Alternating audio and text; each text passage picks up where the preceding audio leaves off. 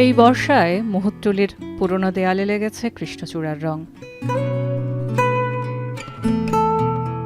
সে রং ঢাকা বিশ্ববিদ্যালয়ের এসএম হলের পাশ ঘেঁষে চলে গেছে রাষ্ট্রের অভিভাবকের আসনে। এখানে জন্ম ডক্টর সালেউদ্দিন আহমেদের। বাবার বাড়ি ব্রাহ্মণবাড়িয়ার নবীনগরের শ্রীপুরে হলেও জন্মসূত্রে পুরান ঢাকা আর শিক্ষাসূত্রে স্বাধীনতা পূর্ব আর উত্তরে হেঁটে বেরিয়েছেন Dhaka collegiate school, Dhaka college ও ঢাকা বিশ্ববিদ্যালয়ের ছায়াঘেরা চত্বরে। 1978 সালে কানাডার হ্যামিল্টনে ম্যাকমাস্টার বিশ্ববিদ্যালয় থেকে অর্থনীতিতে পিএইচডি করেন ডক্টর সালেউদ্দিন আহমেদ। বাবার চাকরির সুবাদে ডক্টর সালেউদ্দিন আহমেদের ছোটবেলার অনেকটাই সময় কেটেছে ঢাকা বিশ্ববিদ্যালয়ের কাছাকাছি।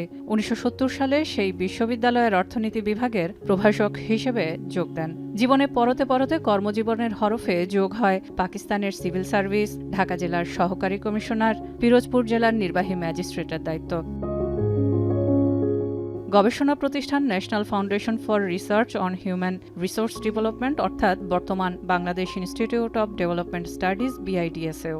1993 থেকে 1995 সময়ের মধ্যে বাংলাদেশ একাডেমি ফর রুরাল ডেভেলপমেন্টের মহাপরিচালক ও পল্লী কর্মসহায়ক ফাউন্ডেশন PKSF-এ যোগ দেন। ডক্টর সালেউদ্দিন আহমেদ মনে করেন, ক্ষুদ্র অর্থনীতি থেকে বেষ্টিক অর্থনীতিতে তিনি পা রাখেন 2005 সালে বাংলাদেশ ব্যাংকের গভর্নরের দায়িত্ব নেওয়ার মাধ্যমে। জীবন দর্শন, আদর্শ, স্বচ্ছতা আর স্পষ্ট শব্দ ডক্টর সালেউদ্দিন আহমেদকে সবসময় নিকটজন করেছে মানুষের কাছে। দারিদ্রতা দূরীকরণ, প্রান্তিকের মানুষের দিনপাত, মুঠোয় ভরা মিষ্টি কুমড়ো দিয়ে পেট ভরানোর সহজ কথাগুলো বলেছেন নিঃশর্তভাবে। উন্নয়ন আর কল্যাণের অর্থনীতি তিনি উৎসর্গ করেছিলেন অন্যায়, অবিচার আর মুক্ত বাংলাদেশ গড়ার সংগ্রামে প্রতিনিয়ত লড়ে যাওয়া সাহসী জনগণকে। গ্রোথ অনলি, আমরা খালি প্রবৃত্তি নজর, কিন্তু গ্রোথ অনলিতে তো লাভ হবে না। 6-7% গ্রোথ হলো, কিন্তু গ্রোথটা তো আপনার ডিস্ট্রিবিউশনটা, বিতরণটা করবে। কিন্তু মনে করেন গ্রোথ হতে থাকবে, আমি বিতরণের দিকে নজর দেবো না, সেটা কিন্তু দৃষ্টি দেওয়া হয়নি। এবং এই জন্যই দেখবেন আমাদের আয়ের বৈষম্য এবং সম্পদের বৈষম্য কিন্তু দিন দিন বেড়ে যাচ্ছে।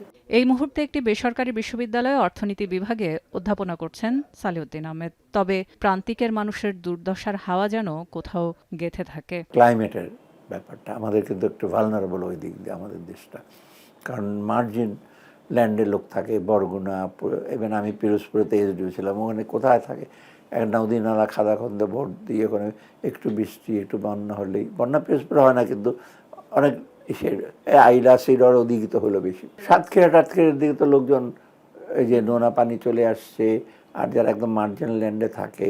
তো এই যে ক্লাইমেটের যে আমরা একটা হলো ন্যাচারাল ডিজাস্টার, আর আমাদের ভেতরে যে আমাদের ব্যবস্থাপনা, আমাদের pollution, industrial pollution, noise pollution, এইগুলো। তো এইগুলির ভিতরে এখন যদিও এখন SDG গোল আছে 17টা, তার মধ্যে একটু নজর দিচ্ছি। সেটা SDG গোলটা সিরিয়াসলি আমরা নেই, বিশেষ করে দারিদ্র্য বিমোচন, তার সামাজিক, এডুকেশন, হেলথ, 17টা সেক্টরের মধ্যে এইগুলো আছে। তো আর প্লাস আমাদের ভালনারেবিলিটিটা কীভাবে ইস্যু করবো, ক্লাইমেট ইম্প্যাক্টটা কীভাবে রিডিউস করবো, এইগুলো। বেষ্টিক অর্থনীতির ভঙ্গুরতা নিয়ে সবসময় সরব থেকেছেন সাবেক এই গভর্নর। আর্থিক খাতকে তলানি থেকে তুলতে পরামর্শ দিয়েছেন সবসময়। মূল্যস্ফীতির ব্যাপার আছে, ফরেন রিজার্ভ আছে, এইখানে কতগুলো জিনিস হলো ফরেন রিজার্ভ ব্যাপার, এগুলো পলিসিগত কতগুলি ভুল আছে সেগুলো। এবং ব্যাংক, তারপরে ব্যাংকিং সেক্টরে, যেমন এখন ব্যাংকিং সেক্টরে কিন্তু আসলে খুব আমি খুব কড়া ভাষা ইউজ করবো না, ব্যাংকিং সেক্টরে কিন্তু আমরা বেশ চ্যালেঞ্জের। সেলিয়া সুলতানা, এখন, ঢাকা।